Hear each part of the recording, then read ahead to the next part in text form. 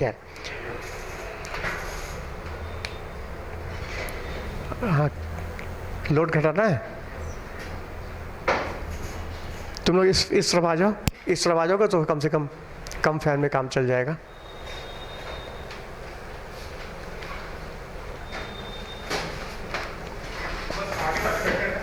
तुम लोग बैठो, इस फैन चल रहा है ना, एक चलने दो, चलेगा। एक को बंद करना था बस। हाँ, तो देखो सामने ये जो इलेक्ट्रॉनों का जो अरेंजमेंट है न्यूक्लियस के चारों तरफ, इस अरेंजमेंट को, इसके एनर्जी लेवल को हम इंडिकेट करते हैं 4 क्वांटम नंबर से। 4 क्वांटम नंबर से उसको इंडिकेट करते हैं। उसमें पहला है प्रिंसिपल क्वांटम नंबर, जिसको हम इंडिकेट करते हैं एन से, जो कि इंडिकेट करता है शेल को इंडिकेट करता है, शेल यानी मेन एनर्जी लेवल को। इलेक्ट्रॉन का मेन एनर्जी लेवल क्या है, उसकी शेल क्या है, उसको इंडिकेट करता है प्रिंसिपल क्वांटम नंबर। और इस n की जो वैल्यू है वो 1, 2, 3, 4 से लेके इनफाइनाइट तक हो सकती है। जैसे पहली शेल, दूसरी शेल, तीसरी शेल, चौथी शेल से लेके इनफाइनाइट तक हो सकती है। अच्छा, मन में क्वेश्चन आएगा कि मेरे स्कूल में तो क्लास 12 तक की क्लास चलती है, 12 के बाद तो एंड हो जाता है, लेकिन यहाँ इनफाइनाइट तक क्यों चल रहा है? तो हमने कहा 12 के बाद आगे भी तो पढ़ाई है। बोलो, ग्रेजुएशन है, पोस्ट मास्टर डिग्री है, फिर डॉक्टरेट डिग्री है, और उसके बाद डॉक्टरेट डिग्री करने के बाद भी लोग रिसर्च करते ही रहते हैं जीवन भर। अब पढ़ाई का, ज्ञान का तो कोई अंत होता नहीं, तो इस शेल का भी कोई अंत नहीं होगा। तो ये इंडिकेट करता है मेन एनर्जी लेवल को, जो कि हमको ये आइडिया देता है कि एटम का साइज कितना बड़ा होगा। जिस केस में जितनी ज़्यादा शेल होती जाएगी उस एटम का साइज बढ़ता जाएगा। तो मतलब प्रिंसिपल क्वांटम नंबर जो है ये हमको एटम के साइज को दर्शाता है ना। Principal quantum number indicate about the size of shell. Size of shell को इंडिकेट करेगा कि शेल का साइज कितना बड़ा है। जैसे कोई भी लड़का पहली क्लास से पढ़ता है तो बताओ उसका साइज कितना बड़ा होगा, दूसरी क्लास का बच्चा और बड़ा होगा, तीसरी क्लास का साइज और बड़ा होगा, कोई 11th क्लास का स्टूडेंट है तो उसका साइज और बड़ा हो जाएगा। जैसे शेल बढ़ती जाएगी साइज बढ़ता जाएगा, उसका एनर्जी लेवल बढ़ता जाएगा। ये इंडिकेट करता है प्रिंसिपल क्वांटम नंबर को। अच्छा, शेल, हाँ, दूसरा है प्रिंसिपल क्वांटम नंबर के अलावा सेकंड होता है azimuthal quantum number. Azimuthal quantum number, जिसको हम L से इंडिकेट करते हैं, जो कि इलेक्ट्रॉन के सब एनर्जी लेवल को दर्शाएगा। सब एनर्जी लेवल को इंडिकेट करेगा, जिसको हम कह सकते हैं सब शेल। ये इंडिकेट करता है शेल को, ये इंडिकेट करता है सब शेल को, ये इंडिकेट करता है मेन एनर्जी लेवल को, ये इंडिकेट करता है सब एनर्जी लेवल को। जैसे समझो क्लास 11th के का स्टूडेंट है और उसने एडमिशन लिया है, तो स्कूल में डिवीज़न होगा ना, क्लास 11th में कॉमर्स ग्रुप और साइंस ग्रुप। तो 11 में कॉमर्स और साइंस का जो डिवीज़न हो गया, ये हो गया सब एनर्जी लेवल। 11 क्या हो गई? शेल। क्लास 11 का स्टूडेंट है, समझो कि इसकी शेल हो गई 11th। लेकिन सब शेल क्या है कि वो स्टूडेंट कॉमर्स सेक्शन का है कि साइंस सेक्शन का है। तो कॉमर्स और साइंस का जो डिवीज़न है, this is the sub energy level, sub shell, जिसको इंडिकेट किससे करेंगे? L से। और L की वैल्यू, सब शेल की वैल्यू शेल की संख्या पे डिपेंड करेगी। जैसे क्लास 11 में डिवीज़न मैथ और कॉमर्स का हुआ, कॉमर्स और साइंस का डिवीज़न हुआ, बोलो।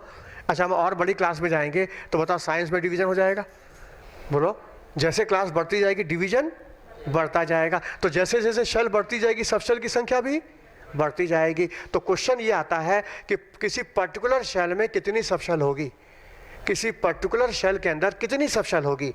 जवाब, जितनी शेल होगी उतनी सब शेल होगी। नोट करो। अब हम साबित करते हैं कैसे, नोट तो कर लो कि नंबर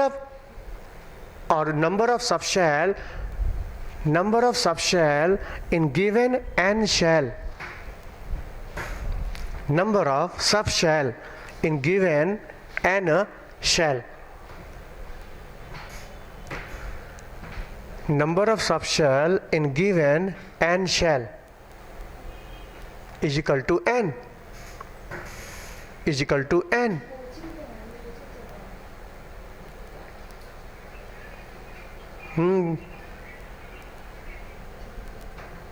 क्लासरूम के अंदर मोबाइल से बात करना तो कब से आ रहा है उसको पहले बाहर जाओ, उसको बाहर बात करके तब अंदर। पहली बार तो क्लास के दौरान तो बात ही नहीं करना है, स्विच ऑफ करके रखना है, दिन दुनिया से बंद किनारा करना है।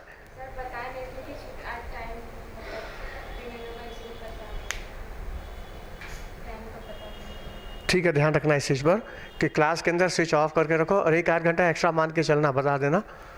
बस उस टाइम टेबल जब फिक्स हो जाए तब उनको क्लियर बताना कि हाँ ये टाइम टेबल बन गया है, अब इस तक हम पहुंच जाएंगे घर। लेकिन अभी तक तो फिक्स नहीं हो पाया है ना, इसलिए थोड़ा एडजस्टमेंट करना होगा। मतलब आगे ध्यान रखना कि क्लास के अंदर मोबाइल से रखना ऑन करके रखना अलाउ नहीं है। बात करना तो दूर की बात है, ऑन भी नहीं करना, ऑफ करके रखो। हम लोग खुद ही नहीं रखते अंदर क्लास में, तो तुम लोग कैसे अलाउ करेंगे रखने के लिए? क्योंकि ध्यान फिर हमारा मोबाइल पे चला जाएगा ना, पढ़ाई पे थोड़ी ध्यान रहेगा। तो पढ़ाई करने का मतलब सब चीज़ दीन दुनिया से किनारा, तब फायदा होगा यहाँ बैठने से ना। तो देखो सामने हमने क्या बोला, किसी पर्टिकुलर शेल के अंदर कितनी सब शेल होगी। जैसे 11th में कॉमर्स साइंस का डिवीजन हुआ, बड़ी क्लास में डिवीजन और बढ़ता जाएगा ना, उसी हिसाब से शेल बढ़ेगी तो सब शेल भी बढ़ेगी। ठीक है, बढ़ेगी तो कितनी होगी, किसी पर्टिकुलर शेल में कितनी सब शेल होगी? जवाब, जितनी शेल उतनी सब शेल। अच्छा, हम लिखवा क्या रहे थे, the number of sub shell in given N shell is equal to N. लिखा है कि नहीं? बोलो, जितनी शेल उतनी सब शेल। क्योंकि ये कैसे, देखो सामने। हाँ अच्छा ठीक है, सब शेल की संख्या शेल की संख्या पे डिपेंड करेगी, जितनी शेल उतनी सब शेल। तो उसकी वैल्यू क्या होगी?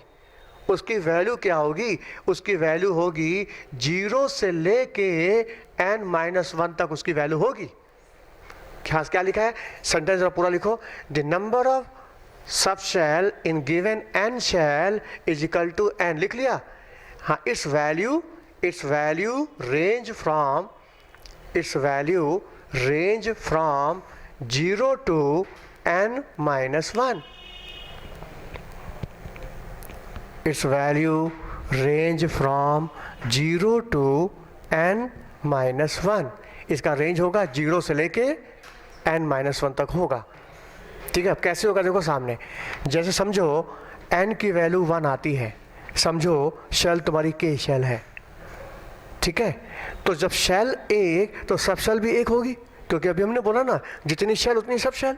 शेल 1 तो सब शेल भी 1, लेकिन वो एक सब शेल की वैल्यू क्या होगी? वैल्यू होगी 0 से लेके n-1 तक। तो n की जगह तुम रख दो 1, तो 1 में से 1 घटाओ 0, तो 0 से लेके 0, तो बताओ वैल्यू 0।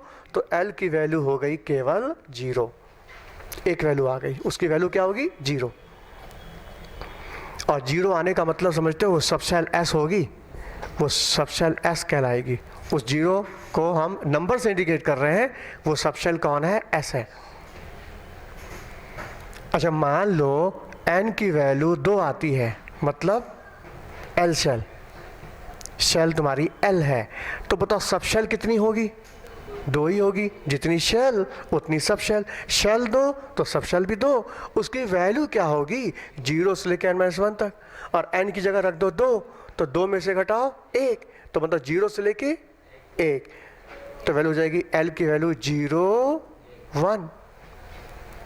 0 का मतलब s सब शेल, 1 का मतलब p सब शेल। तो मतलब शेल 2 तो सब शेल भी 2, s और p। शेल 1 तो सब शेल भी 1, s। अच्छा, शेल 3, शेल की संख्या 3 मतलब m शेल। तो ऐसे केस में सब शेल कितनी होगी? सब शेल भी 3 होगी। उसकी वैल्यू क्या होगी? वैल्यू n की जगह 3 रख दो, 3 में से घटा 2, तो 0 से लेके 2 तक, तो वैल्यू हो जाएगी l की 0, 1, 2। 0 मतलब s, 1 का मतलब p, 2 का मतलब d। तो सब शेल क्या होगी? s, p, d। शेल 3 तो सब शेल भी 3। बोलो। अच्छा, मान लो शेल की संख्या 4 है, मतलब n शेल। तो सब शेल कितनी होगी? जितनी शेल उतनी सब शेल। शेल 4 तो सब शेल भी 4। उसकी वैल्यू क्या होगी? 0 से लेकर n-1 तक। n की जगह रख दो 4, 4 में से 1 घटाओ 3, तो 0 से लेके 3 तक। तो l की वैल्यू हो गई 0, 1, 2, 3। 0 का मतलब S सब शेल, 1 का मतलब P, 2 का मतलब D, 3 का मतलब F। बोलो बात समझ में आई? मतलब ये संख्या है और ये उसका सिंबल है, रिप्रेजेंटेशन है कि 0 का मतलब S सब शेल, 1 का मतलब P, 2 का मतलब D, 3 का मतलब F। अब मन में आ रहा होगा कि जब हमको कोई सिंबल ही देना था तो 0 1 2 3 को ABCD बोल दिए होते आप, लेकिन ABCD ना बोल करके आप SPDF बोल रहे हैं। क्यों SPDF बोल रहे हैं? ABCD बोला होता ना आपने, SPDF क्यों दे रहे हैं? तो जवाब, ये SPDF जो शब्द है ये स्पेक्ट्रम से लिया गया, क्योंकि इस टॉपिक स्पेक्ट्रम से लिंक, एटॉमिक स्पेक्ट्रा होता है ना, एटॉमिक स्पेक्ट्रा, तो ये सारे टॉपिक जो है स्पेक्ट्रम से लिंक है। तो ये सारे शब्द स्पेक्ट्रम से लिए गए हैं। S का मतलब होता है शार्प स्पेक्ट्रम, P मतलब principal spectrum, D diffuse spectrum, F fragmental spectrum. तो जब तुम लोग स्पेक्ट्रम पढ़ोगे तो ये शब्द वहाँ पर आएगा, शार्प, प्रिंसिपल, डिफ्यूज, फ्रेगमेंटल। उसी से ये नाम लिए गए हैं क्योंकि इसका संबंध स्पेक्ट्रम के साथ है। एटॉमिक स्पेक्ट्रा आता है ना। अच्छा, मान लो n की वैल्यू 5 आ जाए तो l की वैल्यू भी 5 हो जाएगी, सब शेल भी 5 होगी। वैल्यू क्या होगी? वैल्यू 0 से लेके n-1 मतलब 5 में से 1 घटाओ 4, तो 0 से लेके 4 तक, 0, 1, 2, 3, 4। हाँ, 0 का मतलब S सब शेल, 1 का मतलब P, 2 का मतलब D, 3 का मतलब F, 4 का मतलब G sub shell. G sub shell, क्योंकि G सब शेल कहाँ से आ गया? अभी तक तो हम 4 सब शेल जानते, 4 ब्लॉक पढ़े थे SPDF। ये G ब्लॉक कहाँ से आएगा? G सब शेल कहाँ से आया? तो G सब शेल एक प्रोबेबिलिटी है, एक संभावना है कि यहाँ पे इलेक्ट्रॉन भरा जाएगा, लेकिन अभी तक इलेक्ट्रॉन भरा नहीं गया, अभी तक खाली पड़ा है। जैसे स्कूल वालों ने क्लासरूम में एक क्लासरूम बना दी है कि इतनी क्लासरूम हम एडमिशन लेंगे, और पता चला कि एक कुछ क्लासरूम खाली रह गई, एडमिशन हुआ ही नहीं। बोलो, तो इसलिए G सब शेल खाली पड़ा है, लेकिन प्रोबेबिलिटी है कि इलेक्ट्रॉन इसमें भी जा सकता है, लेकिन अभी तक गया नहीं, इसलिए G ब्लॉक बना नहीं। तो ये देखो क्लास हो गई क्लास, और ये हो गई सब क्लास। ये शेल और ये हो गया सब शेल। जितनी शेल उतनी सब शेल। बोलो बात समझ में आई? क्लास 11 में डिवीजन कॉमर्स साइंस का, बड़ी क्लास में जाओगे तो डिवीजन बढ़ता जाएगा, जैसे जैसे शेल बढ़ती जाएगी सब शेल भी बढ़ती जाएगी। बोलो क्लियर? आगे बढ़े। अच्छा, शेल के अंदर होता है सब शेल, और सब शेल के अंदर होता है ऑर्बिटल। शेल के अंदर सब शेल, सब शेल के अंदर ऑर्बिटल, और ऑर्बिटल को इंडिकेट करते हैं मैग्नेटिक क्वांटम नंबर से। मैग्नेटिक क्वांटम नंबर,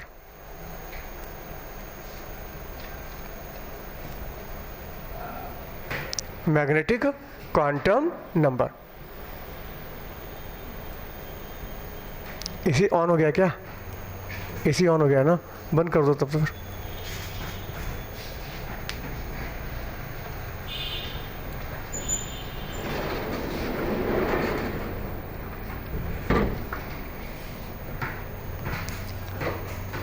हाँ, इंडिकेट करता है मैग्नेटिक क्वांटम नंबर, जिसका सिंबल होगा M, जो कि हमको इंडिकेट करेगा orientation of electron cloud. Electron cloud का ओरिएंटेशन क्या है, ठीक है। मैग्नेटिक क्वांटम नंबर जो कि हमको ये इंडिकेट करेगा कि इलेक्ट्रॉन क्लाउड का ओरिएंटेशन क्या है, इलेक्ट्रॉन किस ओरिएंटेशन में और अरेंज है। Orientation of electron cloud, electron cloud in 3 dimensional space. 3 dimensional space में इलेक्ट्रॉन क्लाउड का अरेंजमेंट क्या है, इसको हम डिफाइन करते हैं मैग्नेटिक क्वांटम नंबर से, जो कि इंडिकेट करता है ऑर्बिटल को, जो कि इंडिकेट करेगा ऑर्बिटल को।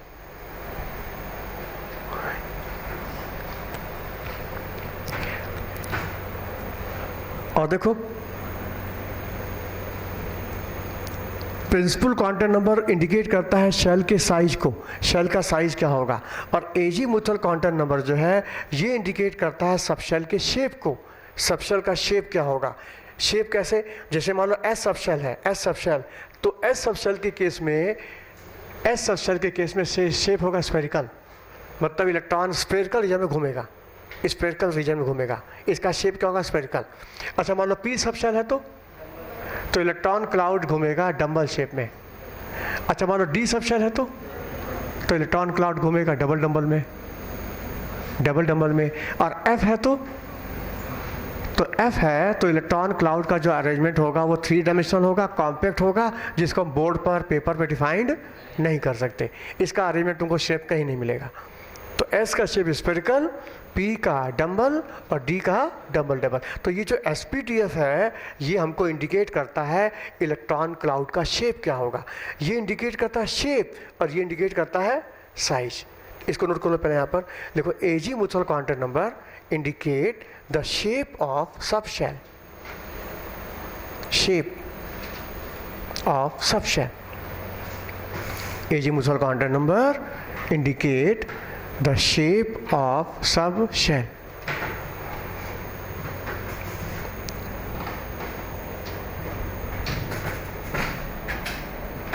Indicate the shape of subshell, उस सबशेल का शेप कैसा होगा। एस है तो स्फेरिकल, पी है तो डम्बल और डी है तो डबल डम्बल। अब मान लो स्फेरिकल शेप है तो स्फेरिकल शेप को 3D एक्सिस में तो कोई ओरिएंटेशन नहीं होगा, 3 एक्सिस होती है ना।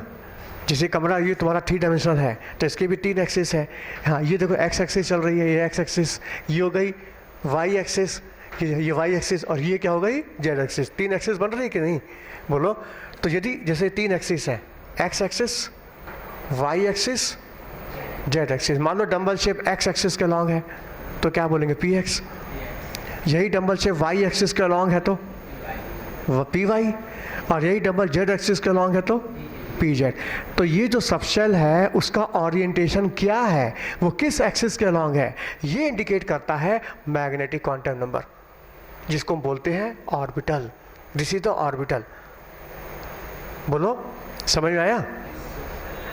तो देखो प्रिंसिपल क्वांटम नंबर ये इंडिकेट करता है साइज को, एजीमुथल क्वांटम नंबर डिफाइन करता है शेप को, और मैग्नेटिक क्वांटम नंबर इंडिकेट करता है ओरिएंटेशन को। इलेक्ट्रॉन क्लाउड का ओरिएंटेशन क्या है कि इलेक्ट्रॉन किस एक्सिस के लॉन्ग है, एक्स एक्सिस के लॉन्ग घूम रहा है कि वाई एक्सिस के लॉन्ग घूम रहा है कि जेड एक्सिस के लॉन्ग घूम रहा है, जिसको इंडिकेट करते हैं हम लोग ऑर्बिटल से, जिसका सिंबल होगा एम। हालांकि जो स्फेरिकल रीजन है तो जब कोई स्फेरिकल शेप का ऑर्बिटल उसमें तो कोई ओरिएंटेशन मिलेगा नहीं, क्योंकि इलेक्ट्रॉन तो सब पूरे स्फेरिकल रीजन में घूम रहा है। हाँ डम्बल शेप है या डबल डम्बल है तो उसमें ओरिएंटेशन आएगा।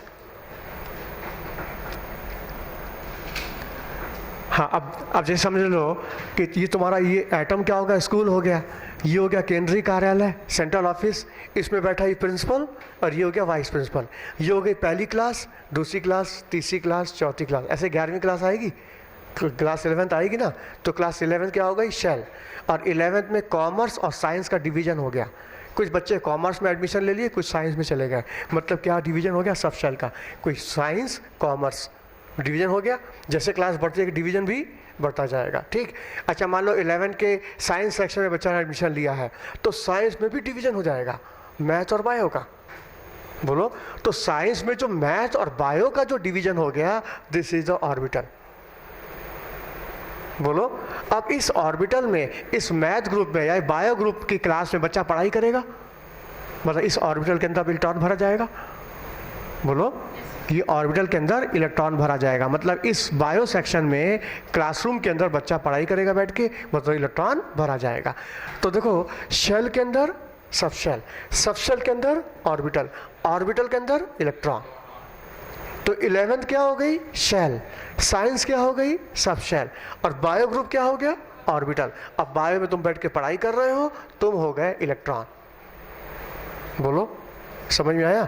अब बात ये है कि किसी पर्टिकुलर सबशेल के अंदर कितने ऑर्बिटल होंगे, पर्टिकुलर सबशेल में कितने ऑर्बिटल होंगे, उनकी संख्या कितनी होगी? तो जवाब होगा m की वैल्यू आएगी 2l + 1 आएगी। नोट करो, the number of orbital in given l subshell, number of orbital in given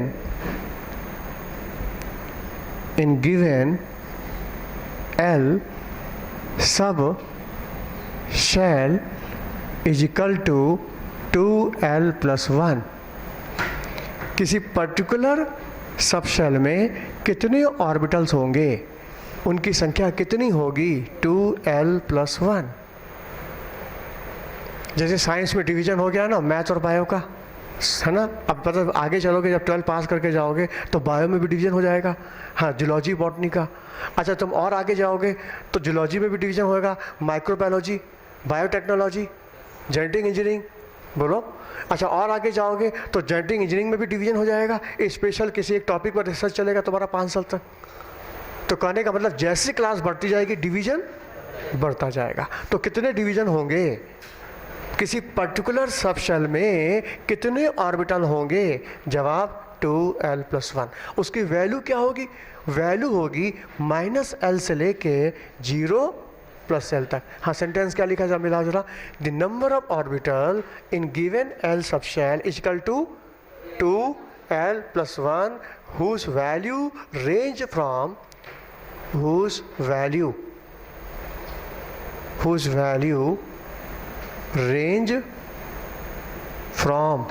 -l to 0 + l, -l to 0 and then +l, -l to 0 + l।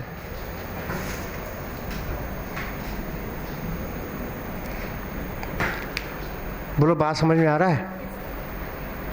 अब तुम इसका रीज़न पूछना चाह रहे हो कि क्यों हो रहा है, -l से 0 + l क्यों हो रहा है, ये नहीं पूछना चाह रहे हो। हाँ, इसके बाद अभी थोड़ी देर में पाउली प्रिंसिपल आएगा, फिर हुन रूल्स आएगा, तो सबका तुम रीजन पूछे होगे ना।